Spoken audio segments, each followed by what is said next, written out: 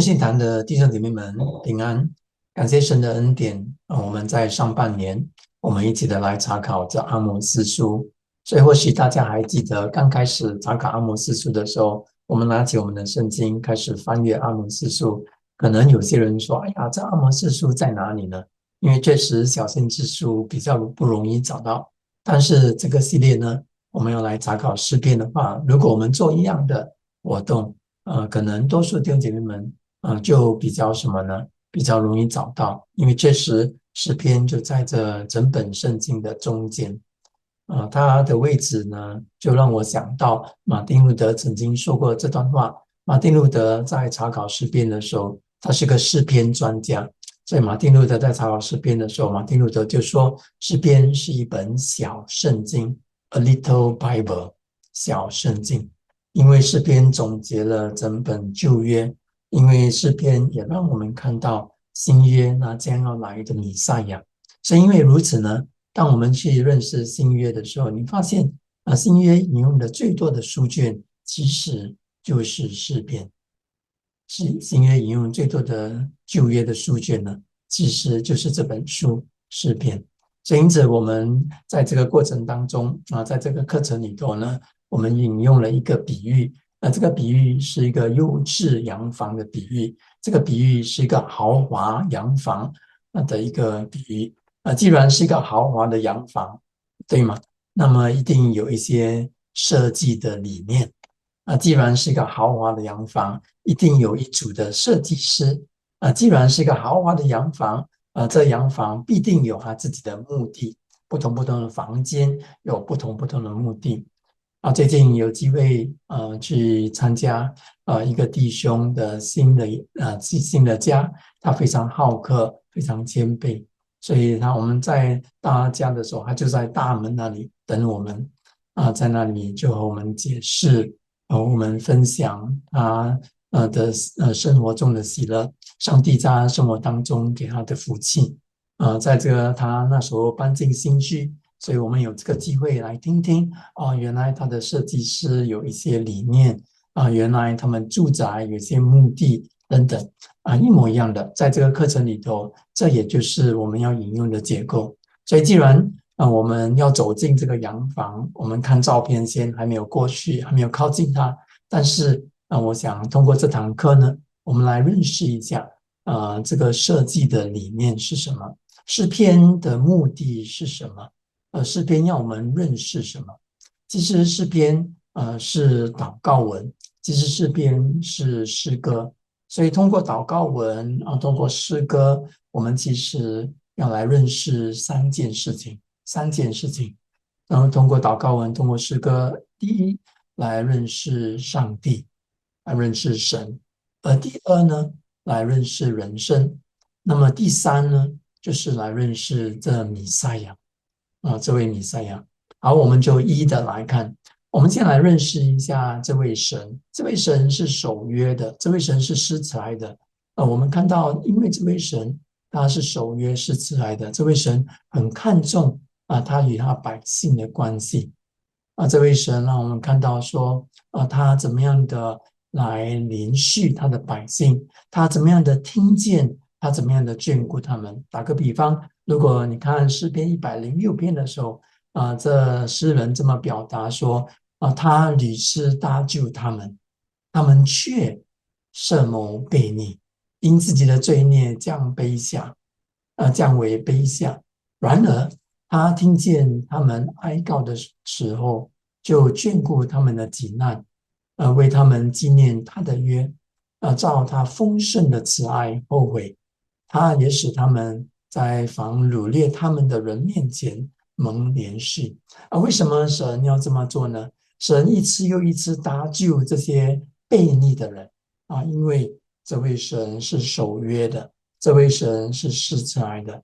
我们是毁约的人，但是诗篇让我们认识到，其实神是一位守约的神。不仅仅认识这位守约的神，一位守约的神可以远离他的百姓的。但是如果我们认识诗篇的时候，你发现这位守约施慈爱的神竟然离我们很近的。打个比方，我们看诗篇23篇第4节，这里说，诗人大卫说：我虽然行过死荫的幽谷，也不怕遭害，因为你与我同在，你的杖、你的竿都安慰我。弟兄姐妹们看到吗？当我们认识诗篇的时候，我们认识到一位神，这位神怜悯我们，这位神与我们有一个不能毁坏的关系。不过这位神离我们不远，这位神竟然与我们同在，这是诗人要让我们明白的。当这位神与我们同在的时候，这位神也让我们通过诗篇认识到，这位神在我们的生活当中要做我们的王，要做我们的王。诗篇93篇也确实这么样的宣告。宣告什么呢？你听听看93篇的第1到第2节。那里说，耶和华作王，他以威严为衣裳，耶和华以能力为衣，以能力束腰，世界就坚定，不得动摇。你的宝座从太初立定，你从亘古就有。看到吗？诗人在强调说，其实这位神在我们的生活当中，不仅仅是一位守约施慈爱的神，不仅仅是在我们身边的一位神，这位神其实是我们的王，而这王在我们的生命当中是有作为的，是有工作的。所以因此呢，如果我们读诗篇136篇的时候，诗人在136篇的时候就纪念，就想起什么呢？想起以前神在以色列民当中所做的事情，所以这些叫做纪念诗 （Psalms of Remembrance）。所以纪念什么？你听听看，136篇的第4节这里这么说：称谢那独行大奇事的，因为他的慈爱永远长存。行了什么奇事呢？打个比方，第10节、11节这里说：称谢那击杀埃及人的长子的，因他的慈爱永远长存。他领以色列从他们中间出来，因他的慈爱永远长存。弟兄姐妹们看到吗？这诗篇要让我们认识到我们这位神，这位神不仅仅与我们立约，这位神不仅仅与我们同在，这位神不仅仅在我们生命当中做王，这位神其实也在我们的生命当中做事。这位神也在我们生命当中颁发律法。所以因此当我们读诗篇的时候，你发现诗篇很看重神的律法。如果问大家这诗篇集里头哪一首诗歌最长呢？其实那最长的诗歌是律法的诗歌，诗篇119篇，是一首情诗。这诗人对这首对神的律法的感受的珍惜的看待，这是诗篇119篇。或许我们也可以听听看诗篇19篇第7到第8节怎么说。他说：耶和华的律法全备，能苏醒人心；耶和华的法度确定，能使愚人有智慧；耶和华的训词正直，能快活人的心；耶和华的命令清洁，能明亮人的眼目。弟兄姐妹们看到吗？当我们越认识诗篇的时候，你发现他第一，首先让我们认识神，认识上帝。但是诗篇还有第二个目的，第二个目的是认识人生，认识人生。所以记得，如果你走进一个优质洋房，英文叫做 Good Class Bungalow，新加坡有时候你会听到人家说 GCB，如果是一个优质洋房的话，这优质洋房是相当大的。我上网搜索一下，我发现才知道原来在新加坡只有2800栋优质洋房，而我就想问，到底什么才是个优质洋房？基本上你要占地，你的面积呢要15000平方英尺，15,000 square feet，15,000 square feet。所以到底15000平方英尺有多大呢？我住在一个4房式的主屋，4房式的主屋，只有不到1000平方尺已经不到1000平方尺。所以你可以想象了单单地皮而已这优质洋房的地是我的家的15倍。既然地这么大，你肯定就知道这个优质洋房不可能只有一个房间，对吗？所以我们就想象一下，诗篇就好像一个优质洋房，而这诗篇里头呢，竟然有148个房间。那么你会说，呀，牧师，诗篇不是有150篇吗？怎么只有148个房间呢？这个我卖个关子，以后才和大家分享为什么只有48个房间，而不是150个房间。我们先想象一下如果有这么多的房间的话，你几乎可以想象，不可能每个房间的用途是一样的。有这么多的房间，换句话说，每个房间的用途不同。所以确实，当我们走进诗篇的时候，其实诗篇的作者让你和我认识人生。到底什么叫做人生？